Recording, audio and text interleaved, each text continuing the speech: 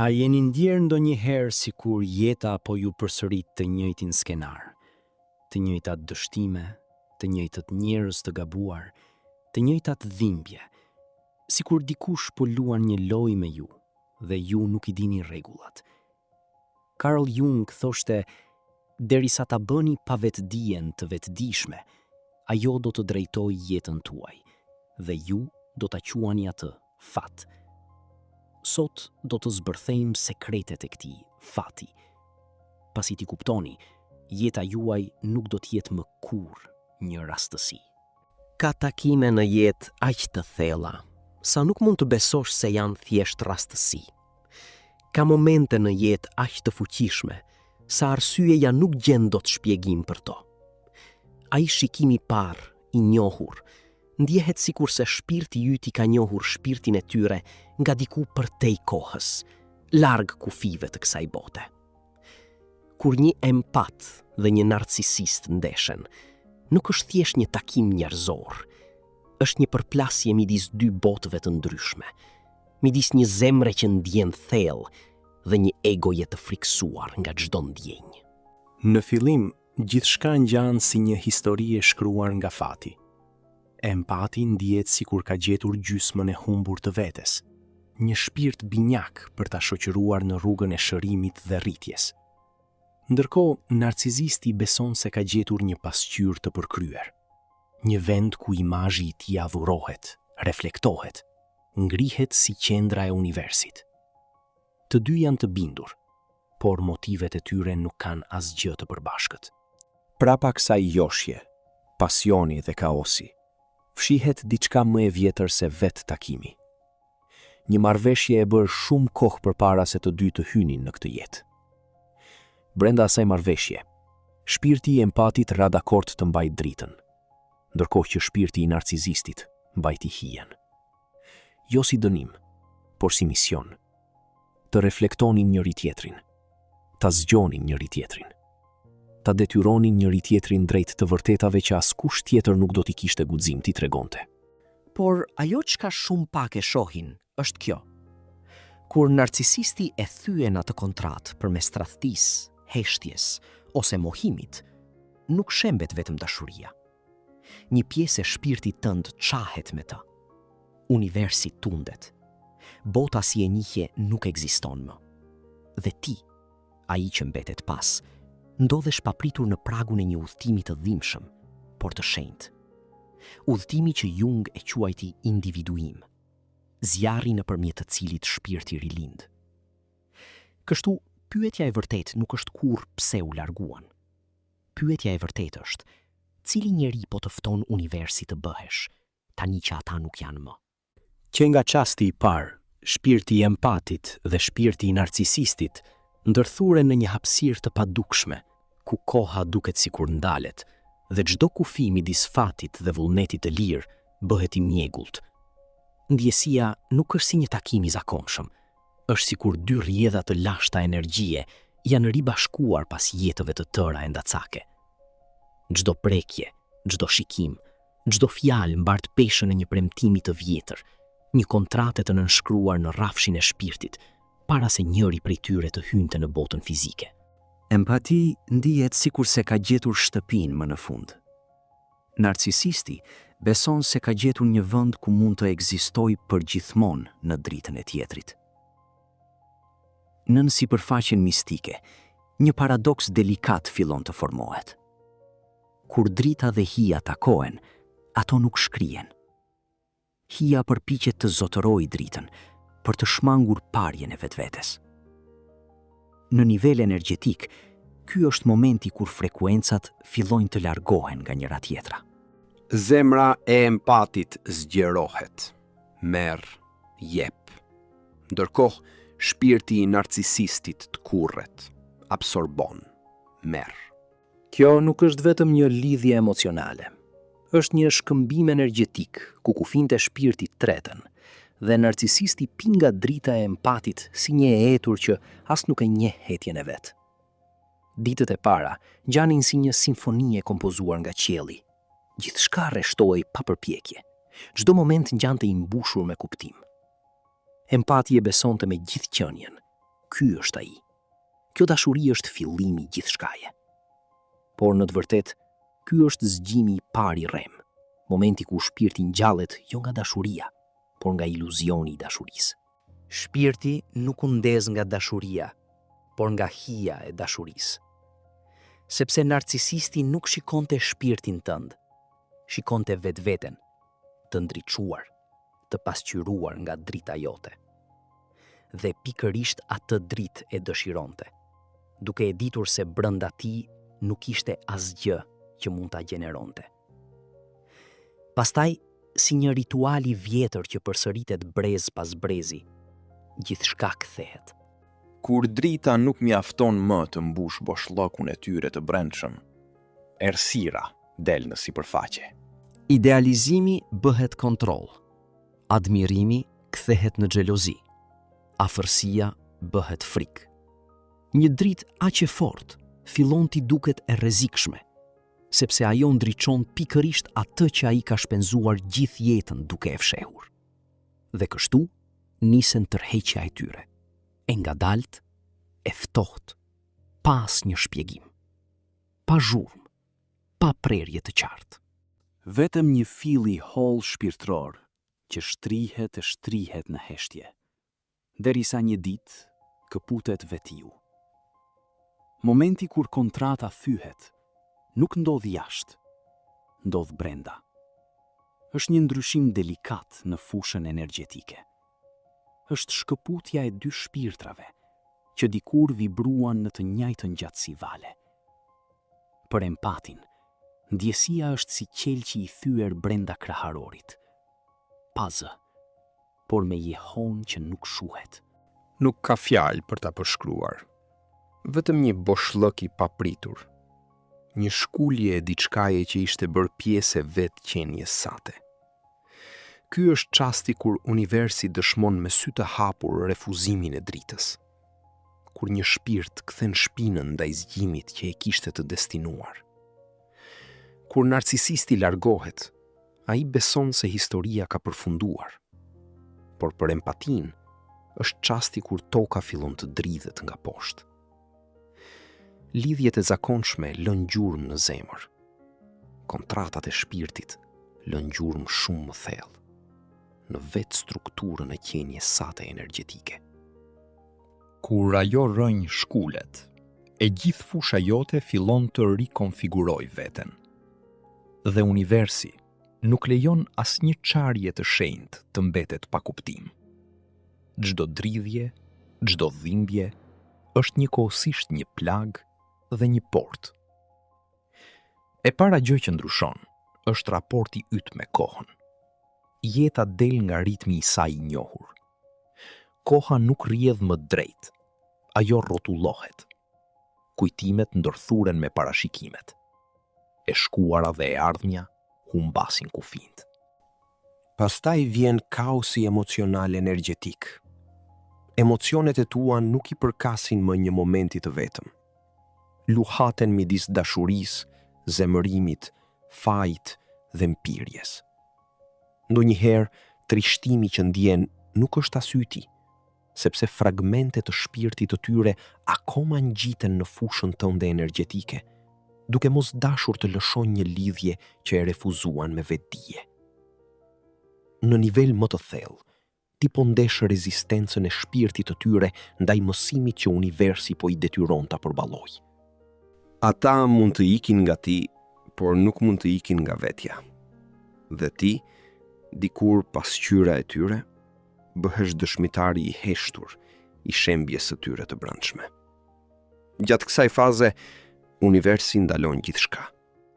Je i ftuar në një nivel të ri vetdijeje, ku gjithçka duhet ndjer nga shpirti, jo nga mendja. Nëse ndihesh i humbur, është sepse harta e vjetër nuk vlen më. Jung e shpreh të kështu. Kur mendja e ndërgjegjshme arrin kufirin e asaj që mund të mbajë, e pandërgjegjshmja hyn dhe merr drejtimin.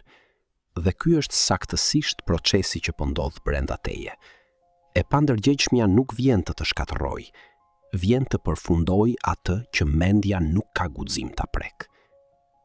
Çdo dhimbje, kur nuk i ik por e shikon drejte në sy. Flet. Në ato net të gjata, kur ndihesh si po shpërbëhesh grimc, shpirti yt po bën diçka të çmuar. Po heq lëkurën e vjetër, lëkurën e dikujt që mësoi të jetoj për të tjerët, që e ngatërroi dashurinë me vetflijimin dhe dhemshurinë me zhdukjen e vetvetes. Ndërkohë, fusha e shpirtit tënd kalon në përfazën e saj natyrore, të kurret, mblidhet në vetvete për të ruajtur atë pak energji që ka mbetur. Dhe pastaj, ngadalë, shumë ngadalë, fillon të hapet sërish. Mund të ndihesh i izoluar nga gjithçka dhe të gjithë, i paaft të gjesh shije në gjërat që dikur të bënin të ndihesh e gjallë. Kjo është ajo që alkimistët dhe Jungu e quanin nigredo, faza e zezë. Momenti kur gjithçka e vjetër digjet deri në hi, jo për të shkatëruar, por për të liruar vendin për atë që do të lindë. Nuk ka shkurtore, nuk ka mrekulli, vetëm guximi për të qëndruar qetë në errësirë dhe për të besuar se drita po formohet nga brenda. Dhe pastaj, një ditë, do të kuptosh diçka mahnitse. Ata nuk e thyen vërtet kontratën. Ata thjesht plotësuan rolin e tyre. Sepse shpirti i tyre, edhe ndërkohë që mendja e tyre e ndërgjegjshme e mohonte, ishte prap një mjet që universi e përdori për t'ju mësuar për forcën, sovranitetin dhe dashurinë, pa humbur veten. Kur ky kuptim të depërton thellë, diçka ndryshon në mënyrën si ndjen. Pyetja pse ma bën këtë nuk ka më vend brenda teje. Në vend të saj lind një pyetje tjetër, shumë më e fuqishme. Cila pjesë e imja po çlirohet nëpërmjet këtij mësimi? Dhe pikërisht aty, jo me kthimin e tyre, por me rilindjen tënde.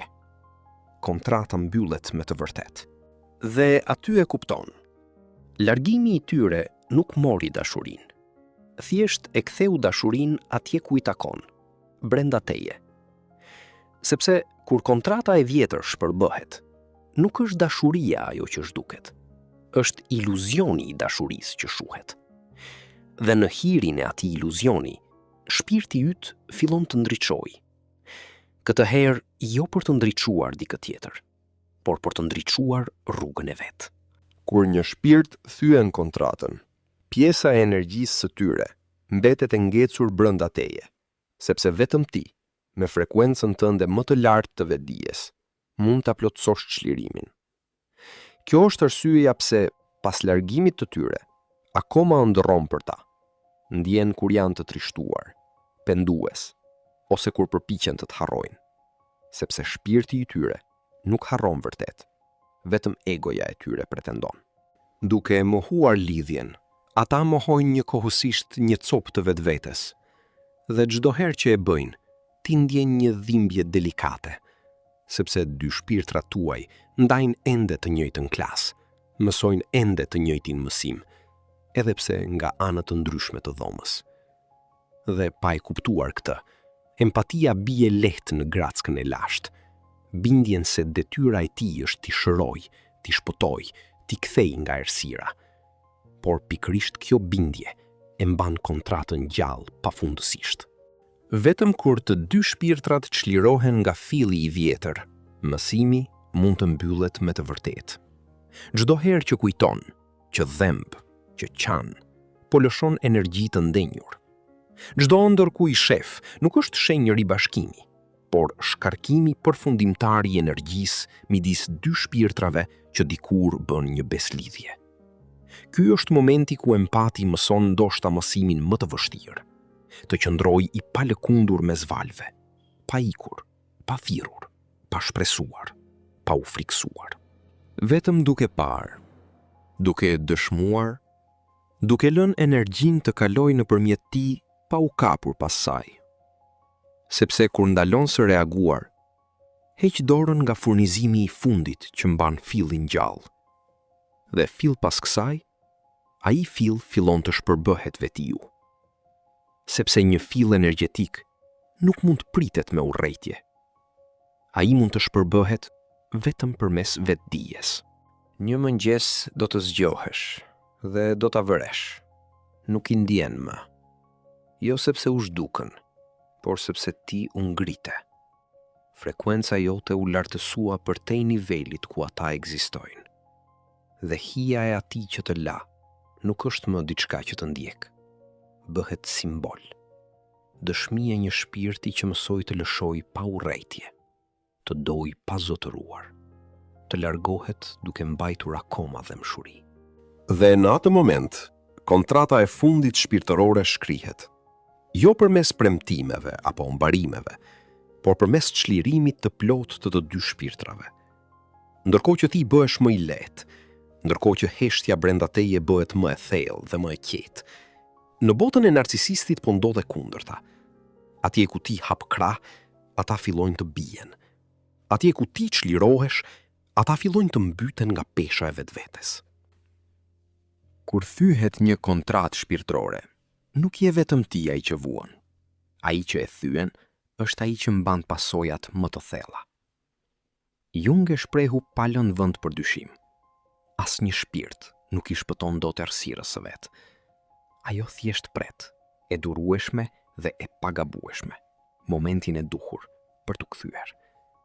Dhe ai moment gjithmonë vjen. Narcisisti, pasi braktis empatin, beson se ka lënë pas një barr, se fitoi, se heshtja e tij, tradhtia e tij, zhvlerësimi I tij ishin shprehje e fuqisë. Por në rrafshin e energjisë, universi nuk funksionon me fjalë, ai funksionon me frekuencë.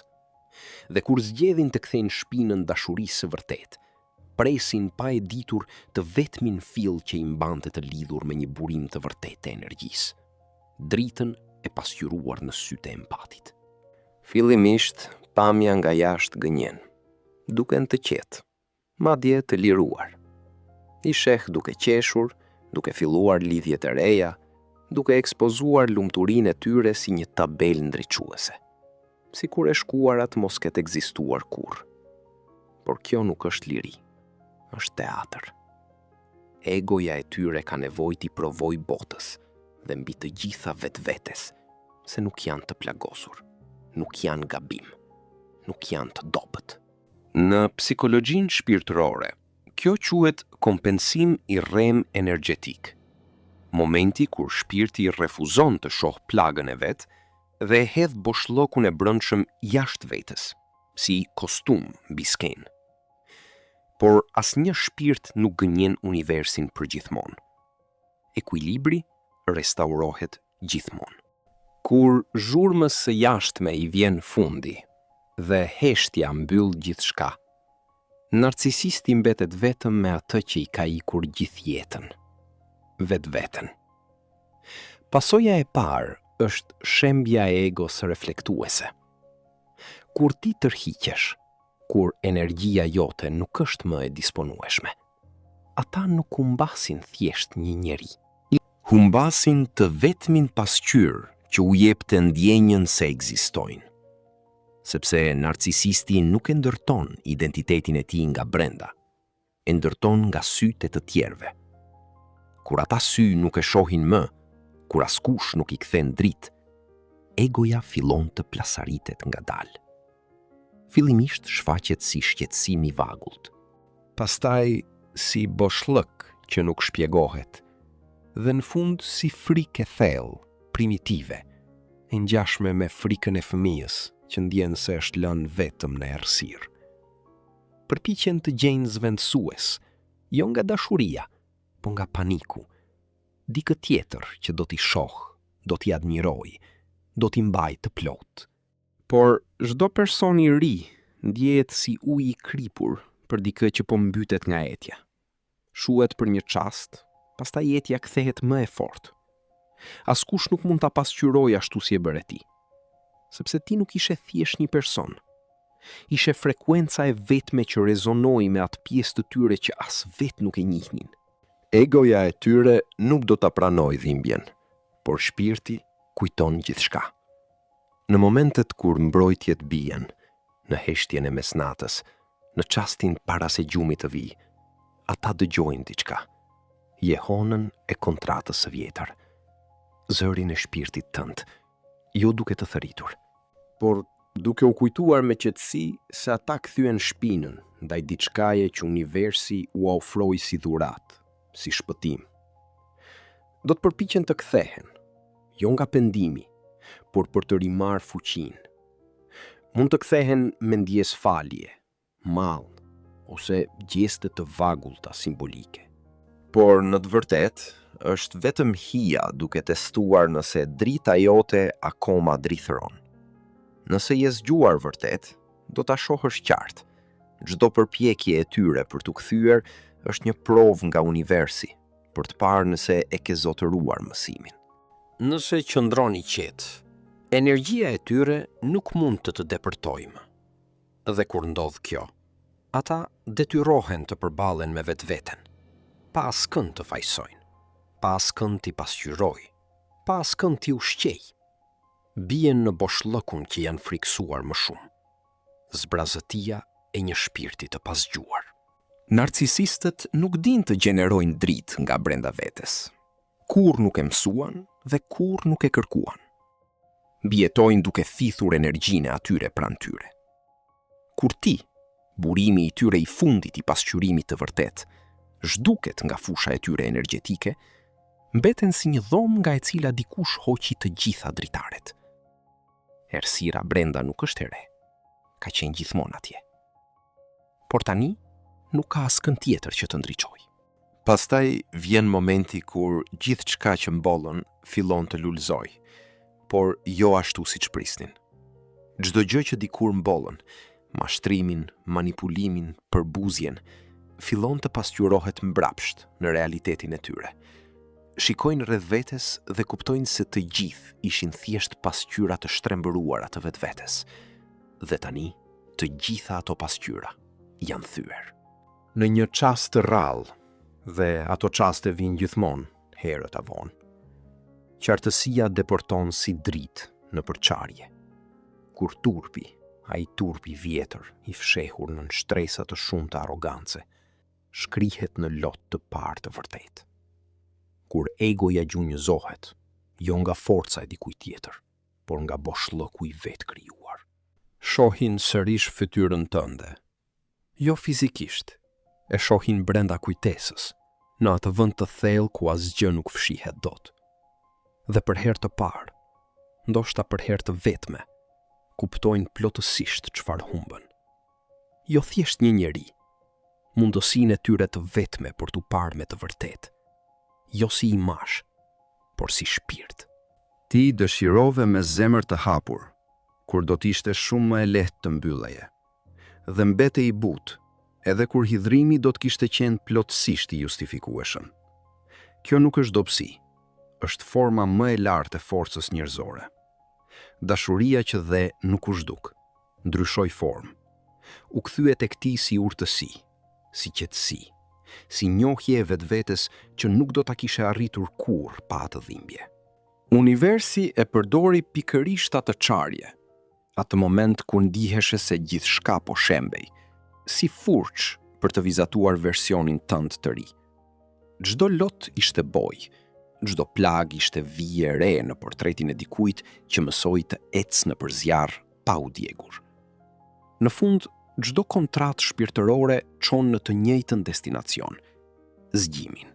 Disa shpirtra zgjohen nëpërmjet dritës dhe disa mund të zgjohen vetëm nëpërmjet vuajtjes. Kur narcisisti thyen kontratën, ai nuk të tradhton vërtet ty. Ai po refuzon dritën që universi i dërgoi nëpërmjet teje. Dhe nga ai moment, rrugët tuaja ndahen, secila lëvizëse në trajektore krejtësisht të ndryshme. Jung e quajti këtë individuim, bashkimi i egos me shpirtin, shkrirja e vetës njerëzore me esencën hynore brenda. Sa për narcisistin, sa do larg të ikë, një ditë do të detyrohet të përballojë veten, sepse asnjë shpirt nuk shpëton ligjin e reflektimit. Dhe ndoshta, në atë moment, kontrata mbyllet edhe për ta. Por ti nuk ke nevojë të presesh atë moment. sepse ti tashmë je i lirë. Do të kuptosh se dashuria nuk është lidhje trupash apo emocionesh, por udhëtimi i shpirtit drejt vetvetes. Nuk humbe askënd. Thjesht gjete veten tënde më autentike. Personin që universi gjithmonë synonte të bëheshe. Jo versionin e vetes që mësoj të bëhet i vogël për të bërë dikë tjetër të ndihej i madh, por versionin që universi e kishte projektuar përpara se të fillonte gjithçka, të plot, të ndritshëm, të paprekshëm nga hija e të tjerëve. Dhe ndërsa ecëm përpara, me zemrën të zgjuar, të gjitha kontratat e vjetra shpërbëhen si mjegull mëngjesi, duke lënë vetëm dritën e lirë të një shpirti që ka mësuar artin e shenjtë të dashuruarit, të lëshimit, dhe e të bërit vetë drita që dikur e kërkonte.